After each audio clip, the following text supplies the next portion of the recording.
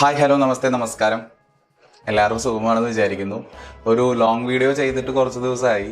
കഴിഞ്ഞ ദിവസങ്ങളായിട്ട് രണ്ടാഴ്ചയായിട്ട് ഷോർട്ട് വീഡിയോസും പിന്നെ ഫിലിം റിവ്യൂസൊക്കെ ആയിട്ടാണ് പോയത്. സത്യം പറഞ്ഞാൽ ഇൻട്രസ്റ്റിംഗ് ആയിട്ടുള്ള കണ്ടന്റ്സ് കണ്ടുപിടിക്കണം, അത് ചെയ്യണം എന്ന ആഗ്രഹമുണ്ട്. അതിനുള്ള അന്വേഷണത്തിലായിരുന്നു. Excuse me sir. യെസ്. ഓർമ്മയുണ്ടോ ഈ മുഖം? അല്ല, താനെന്താ ഇവിടെ അല്ലേ? താനെന്ന് തുടങ്ങിയിട്ട് കുറച്ച് ദിവസം ആയപ്പോഴേക്കും താനെന്നെ നൈസായിട്ട് അങ്ങ് ഒഴിവാക്കി. അത് പിന്നെ ഈ കണ്ണട വെക്കുമ്പോ തന്നെ കാണുമ്പോ പ്രായം കൂടുതൽ പോലെയുണ്ട്, അതുകൊണ്ടാണ് തന്നെ മാറ്റിയത്. എന്നിട്ട് പുതിയ കണ്ണടയ്ക്ക് കണ്ടന്റ് വല്ലതും കിട്ടിയാവോ?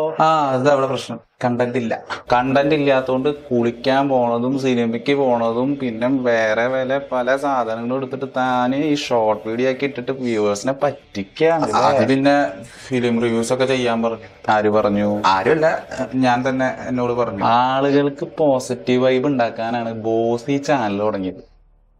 എന്നിട്ട് എന്നെ അത് അവതരിപ്പിക്കാൻ ഏൽപ്പിച്ചു. സംഭവം എന്റെ കണ്ണട പഴയതായിരിക്കും, പക്ഷെ എന്റെ കണ്ടന്റ് ഫ്രഷ് സാധനങ്ങളായിരുന്നു. ഇതിപ്പോ ഏതാണ്ട് അല്ല, ചാനലിന്റെ പേര് വരെ മാറ്റിയില്ലേ നീ? അത് ചെറുതായിട്ടൊന്നും മാറ്റിയായിരുന്നു. ഞാനുണ്ടായിരുന്നപ്പോ നല്ല കണ്ടന്റ് വരെ ഇട്ടായിരുന്നതാ. ഇപ്പൊ എന്നിട്ട് ചാനലിന്റെ പേര് റോബിറ്റൻ വ്ളോഗ്സ്. ആ പേര് തന്നെ പ്രശ്നം. എന്തായാലും അവിടെ ഒരു ബഹളം. ആർക്കടാ ചാനലിന്റെ പേര് മാറ്റണ്ടേ? ആർക്കാ? നിനക്കാ ചാനലിന്റെ പേര്? അത് ഇയാൾക്ക്. അല്ല ബോസെ, ഇവൻ വന്നതിൽ പിന്നെ ഈ ചാനലില് വലിയ കണ്ടന്റ് ഒന്നും വന്നിട്ടില്ല. അപ്പൊ അത് കാരണം ഞാൻ തന്നെ വീണ്ടും അവതരിപ്പിക്കുന്നതല്ലേ നല്ലത്. അത് വേണ്ട. ഇവനാവുമ്പളേ ഷോർട്ട് വീഡിയോസ് ഇട്ടിട്ടായാലും ചാനലിന് സബ്സ്ക്രൈബേഴ്സിന് ഉണ്ടാക്കിയിട്ടുണ്ട്. എന്നാലും അങ്ങനെയല്ലേ എന്നാലും ഇല്ല. നീ അങ്ങോട്ട് മാറിയിരിക്കും. എന്തെങ്കിലും ആവശ്യം വരികയാണെങ്കിൽ ഞാൻ വിളിച്ചോളാം. ഇന്നത്തേക്കുള്ള കണ്ടന്റ് എന്തായി? അല്ല ബോസെ, ഇന്നത്തേക്കുള്ള കണ്ടന്റ് ഒന്നും ആയിട്ടില്ലായിരുന്നു. അത് ശരി. പിന്നെ താനിവിടെ എന്ത് മാങ്ങാത്തൊലി ഉണ്ടാക്കാനിരിക്കണം? ഒക്കെ ഈ പറഞ്ഞ കാര്യങ്ങൾ തന്നെ, പുതിയതായിട്ടൊന്നും കിട്ടണില്ല. എടോ, തന്റെ വല്ല കണ്ടന്റും ഉണ്ടോ? പണ്ട് എഴുതി വെച്ചത് കുറച്ചുണ്ട്, പക്ഷെ അത് ഞാൻ തന്നെ അവതരിപ്പിക്കുള്ളൂ. ഞാൻ പറഞ്ഞത് താൻ ചെയ്താൽ മതി. അതിങ്ങെടുക്ക്. അവന് കൊടുത്ത അതെവിടുത്തെ ഇടപാടാ? ഞാൻ തരില്ല.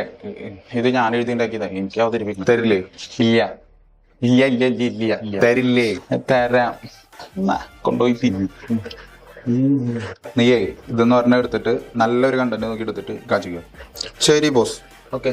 താനെന്താ ചാനലിന്റെ പേര് മാറ്റണമെന്നോ അവനെന്തോ പറയുന്ന പോലെ കേട്ടു?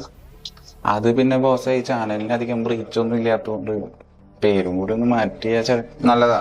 ഞാനും അത് ആലോചിക്കുന്നുണ്ട്. ചാനലിന് അധികം റീച്ച് കിട്ടാത്തതുകൊണ്ട് പേരൊന്ന് മാറ്റിക്കളയാം എന്നൊരു ആലോചനയുണ്ട്. കുഴപ്പമില്ല, ഞാൻ നോക്കിയിട്ട് ഞാൻ ചെയ്തോളാം. താൻ ആവശ്യമുള്ള കണ്ടന്റ് എഴുതുക, അവന് കൊടുക്കുക, അവനത് ആങ്കർ ചെയ്യുക. ഓക്കെ.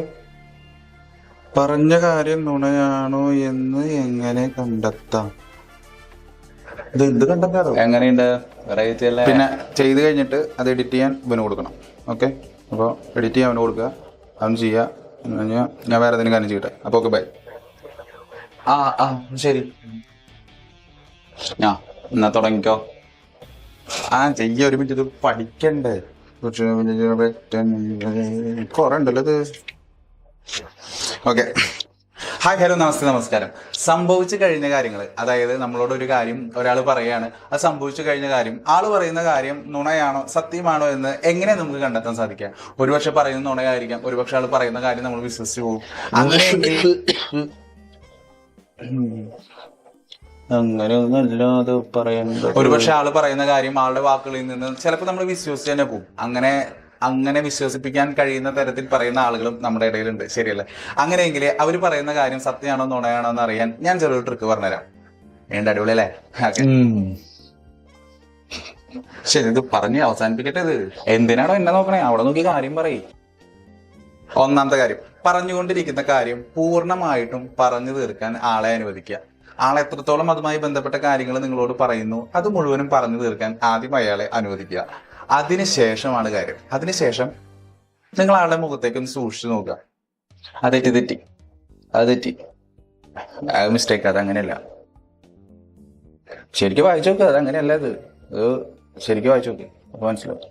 അതിനുശേഷം ആളുടെ മുഖത്തേക്ക് നിങ്ങളൊന്ന് സൂക്ഷിച്ചു നോക്കുക. ആ സൂക്ഷിച്ചുള്ള നിങ്ങളുടെ നോട്ടത്തിൽ തന്നെ ഒരു പക്ഷെ ആളൊന്ന് പതറി കാണും. അങ്ങനെ പതറി നിൽക്കുന്ന ആളിൽ നിന്ന് എന്തെങ്കിലും ഒരു മറുപടി, എന്തെങ്കിലും ഒരു വാക്കുകളോ വാക്യങ്ങളോ ഉറപ്പായിട്ടും കേൾക്കാം. അതിന് മറുപടിയായിട്ട് നിങ്ങൾ നത്തിങ് അഥവാ ഒന്നുമില്ല എന്ന് കൊടുക്കുക. അത് അയാളുടെ ഒരു സംശയം ഉളവാക്കാൻ കാരണമാകും. താൻ പറയുന്നത് എന്തുകൊണ്ടാണ് നുണ തന്നെയാണ് എന്ന് ചിന്തിക്കുന്നത് എന്ന് കേൾക്കുന്ന ആള് പക്ഷെ അങ്ങനെയൊന്നും അല്ല, താൻ പറയുന്നത് എന്തുകൊണ്ടാണ് നുണ തന്നെയാണ് എന്ന് കേൾക്കുന്ന വ്യക്തി സംശയിക്കുന്ന എന്നൊരു കൺഫ്യൂഷൻ അയാളുടെ ഉടലെടുക്കാൻ തുടങ്ങും. അവിടെയാണ് നമ്മുടെ പോയിന്റ്.